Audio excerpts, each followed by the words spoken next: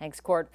For almost 2 decades, a Chico woman has been trying to prove that she's alive. Recently, she and her husband were trying to get a house, but they could not because she showed up as deceased during the approval process.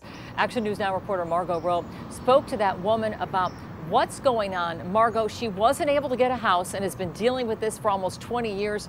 What are her next steps? Kelly, she's reaching out to Congress for help proving she's alive. I am alive. I'm alive. It's hard to prove you're alive when you have something like this going on. Tonya McGee has spent years trying to prove to the government and banks that she is indeed alive. McGee found out Social Security showed her as dead back in 2006 and recently learned her death date isn't even a real date.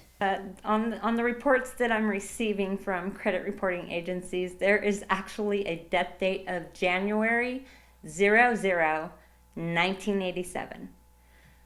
Anybody knows that there is not a 0 day in the monthly calendar.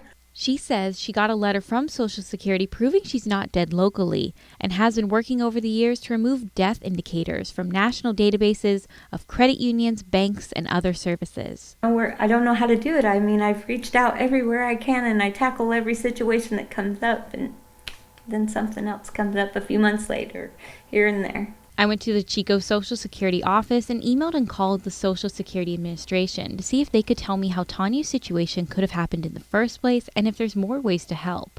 The SSA responded back saying death reports mainly come from the state, but can come from other sources like family members, funeral homes, federal agencies, and financial institutions, but couldn't discuss McGee's case with me. Recently, McGee is seeking help from Congressman Doug LaMalfa's office. I'm hoping, since they have direct line into government stuff, that they can tackle it and take care of it for me. Get it off there. Clearly I'm alive.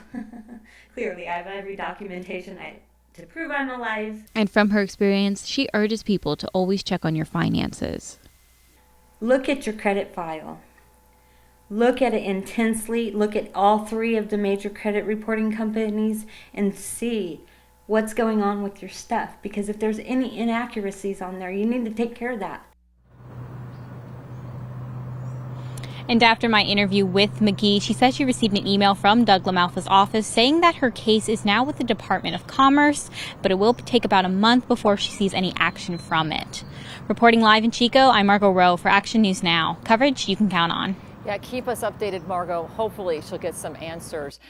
In the Social Security's response, it also stated that about 3 million deaths are reported to the Social Security Administration every year, and its records are highly accurate. And of these millions of death reports they get each year, less than 1/3 of 1% are corrected.